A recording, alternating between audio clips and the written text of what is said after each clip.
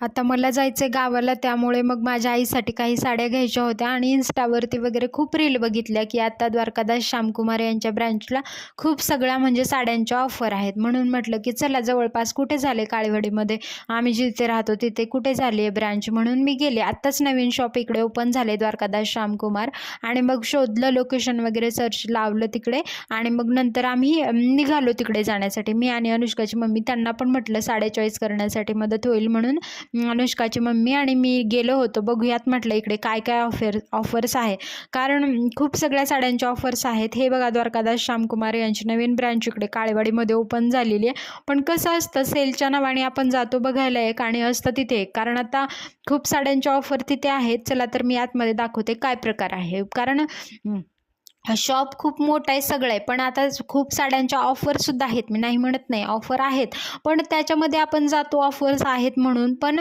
तिकडे खूप सगळी गर्दी तर असते. पण सगळ्या साड्या, आता बनारसी सिल्क साडी आहे तर ती सिल्क साडी शोधण्यामध्येच त्याच्या ऑफर आहे, ती समजा 1500ला 2, पण ती साडी शोधणार कुठं, कारण साड्यांच्या एवढ्या सगळ्या याच्यामध्ये कुठेच एक एक साड्या टाकलेल्या आहेत आणि आपणच बघायचं, आपणच शोधून घ्यायचं. ते सेल्समॅन कमी आहेत अजून, तर मग ते सगळ्यामध्येच खूप वेळ जातो. तर या सेलमधून हे मी तरी शिकले की सेल बघून ना कुठेही एकदम नाही जायला पाहिजे, किंवा असं ऑफर सांगितल्या होत्या पण त्या ऑफर मला कुठेच दिसल्या नाही. ज्या साड्या आवडल्या, जे बघितल्या त्या वेगळ्याच प्राईसच्या निघाल्या असं होतं.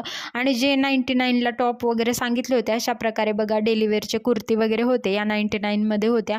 20 आणि 19 आणि 20 फेब्रुवारीची ही ऑफर होती आणि खूप बायकांची गर्दी होती. पण मूळचंदला याच्यासाठीच मला जाऊ वाटत नाही, कारण साड्या अशा टाकलेल्या असतात त्याच्यावर. तर व्हिडिओ कसा वाटला हे सांगा, आणि तुम्हाला पण सेलला जाऊ वाटतं का हे नक्की बघा. व्हिडिओतून काहीतरी शिकायला मिळेल का. तर चला तर सबस्क्राईब करा चॅनल.